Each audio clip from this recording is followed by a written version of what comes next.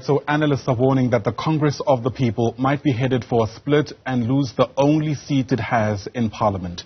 Yesterday, disgruntled members of the organization stormed a media briefing held by embattled leader Mosiuoa Lekota and his faction, leading to a fist fight, literally. This comes after a series of suspensions earlier this week.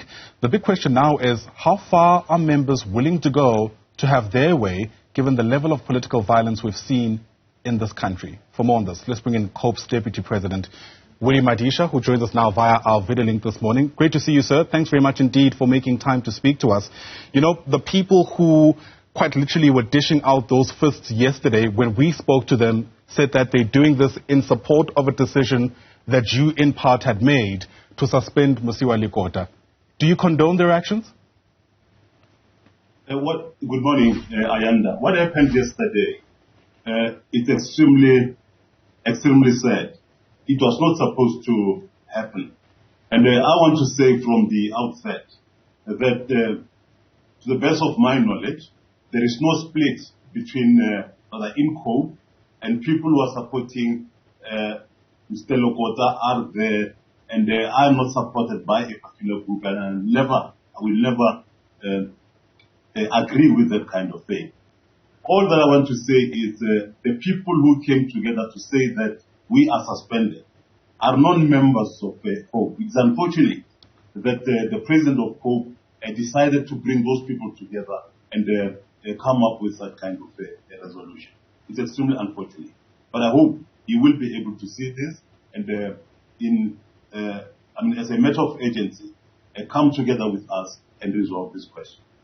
Really? There's no split in COPE? I mean, what do you call what happened yesterday? Exactly. That's what I'm saying. It's extremely unfortunate. I mean, for men, as we have seen, to come together like that and say people are suspended. And it's unfortunate you may not have seen those people.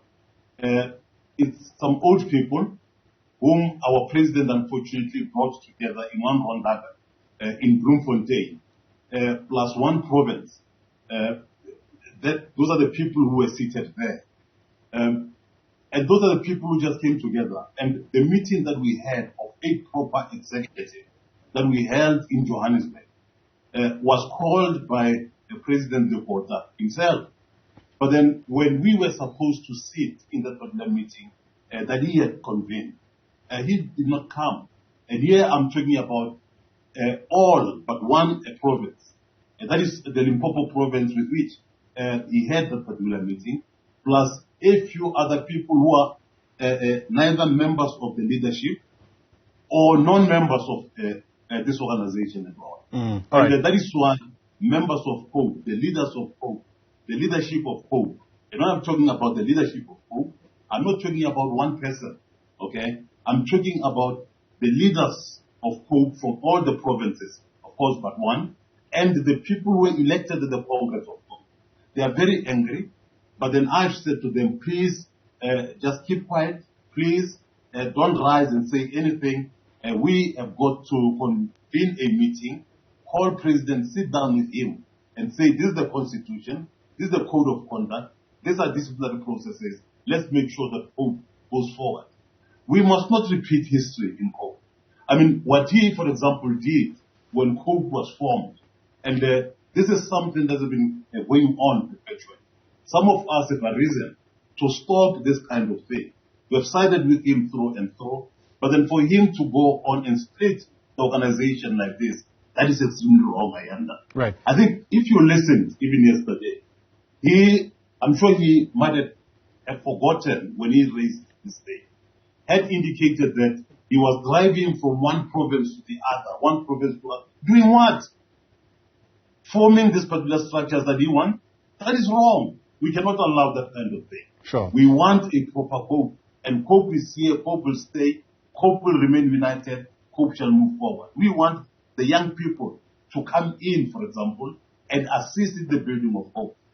Other parties you can see, they are moving forward.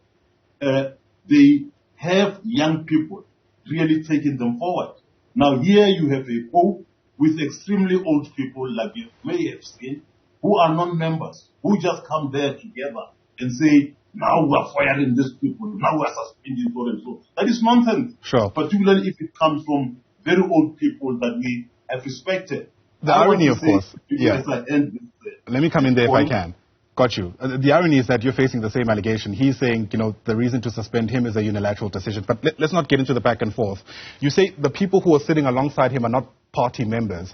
Are the people who stormed that briefing yesterday people you recognize, party members for COPE? Well, I don't know. I don't know at all. I mean, I saw that the news as well. COPE, I want to tell you, is growing. Our biggest province, Northwest, which delivers to COPE not less than 5,000 members a week. It is growing. This is the same thing in all the other provinces, in the Eastern Cape. But you're saying the people who stormed the meeting... All right. I don't know the people who went to break that meeting. I don't know. Okay? But then what I'm talking about are some of those men who sat around the table to say people are removed from the leadership of the organization. Interesting. Something which will never be the case anyway. Part of what belongs to its members, and that is never going to happen. Sure. Part of what Lekota said yesterday is that there's a rush to have him suspended. He almost kind of presented this picture that he doesn't know or he doesn't really consider the reasons behind his suspension to be legitimate, insinuating in some instances that there are people waiting in the wings who want to actually clinch onto power within the organization. So my question is twofold. One, what's your response to that? Because the insinuation here is that you are one of those people.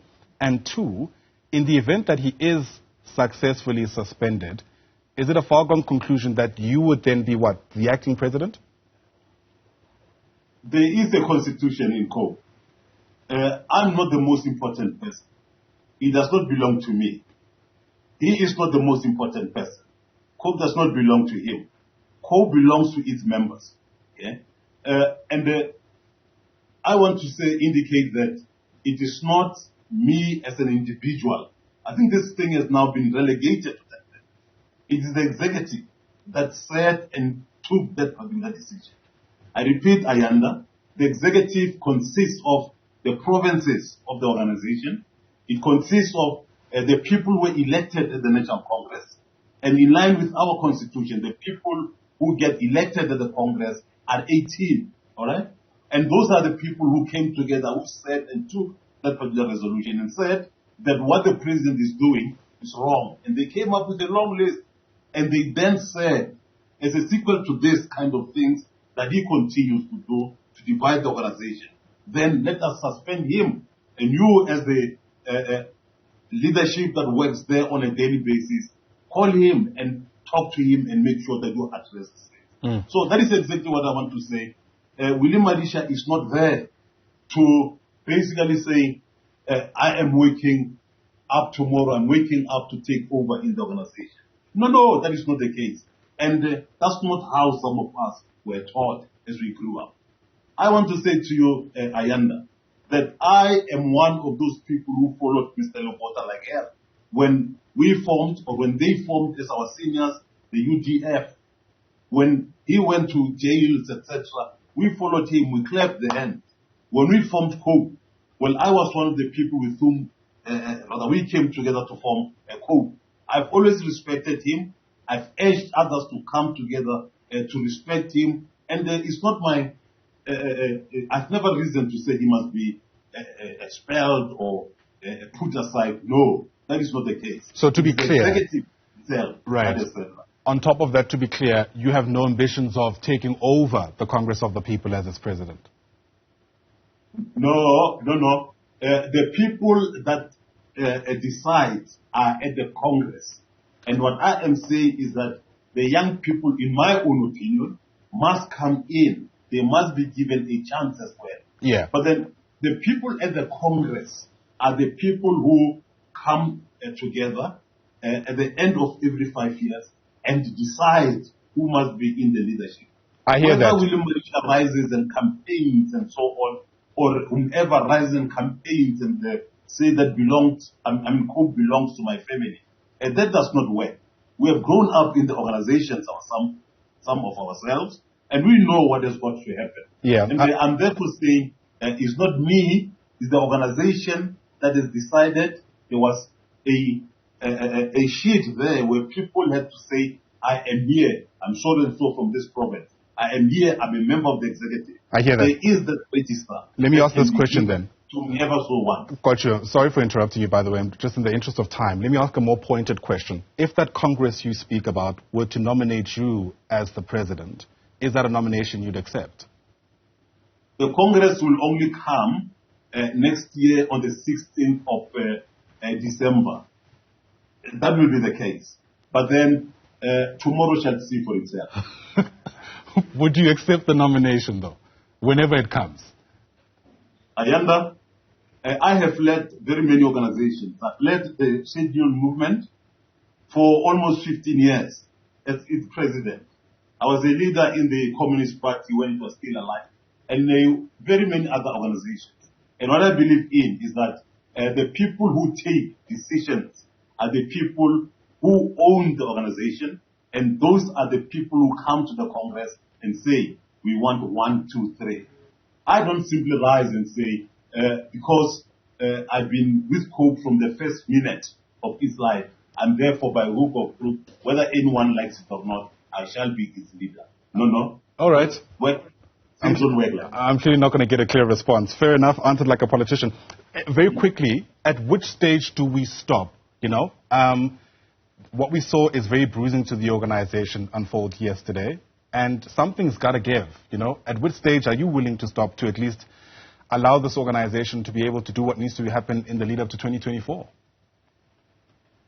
What I want to say to you, let me put it maybe in a wrong way. We must stop this thing yesterday. Okay? By saying this, I mean it ought not to have happened